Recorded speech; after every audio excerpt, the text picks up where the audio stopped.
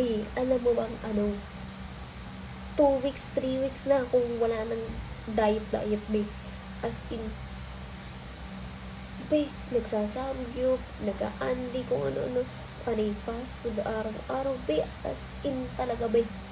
Hindi na ako nagda-diet yun. Talagang sirang-sira na yung diet ko ngayon. Tapos, eto, wala pa akong motivation para mag-exercise. Pero yan, ayan yung mga gamit natin para pang-exercise. Sa kuya ko to eh. Pero sa bahay namin, meron din ako ganito. Yan, yung ganyan. So, yun. Tapos, kaso yung ibang nga naiwan kung dito ko ngayon nakastay sa kuya ko. So, ito yung ginagamit natin. Be, kumalma ka, be. At madami tayong dapat i-learn kasi nga, cheat day, almost a month na ako nag-cheat day dito, be.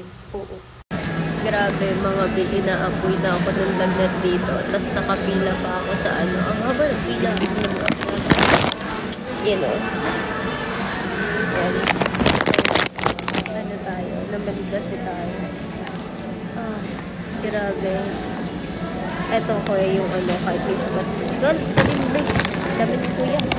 Yan, tapos nalala niyo ba yung dati na kahit 40 degrees ba, nag-take ako ng exam. So ngayon, dito naman tayo.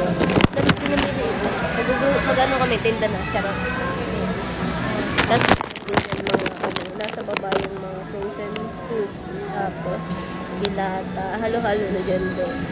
So yun ang grabe. Nangihina na ako. Ang lamig kasi. Nilalamig lalo ako.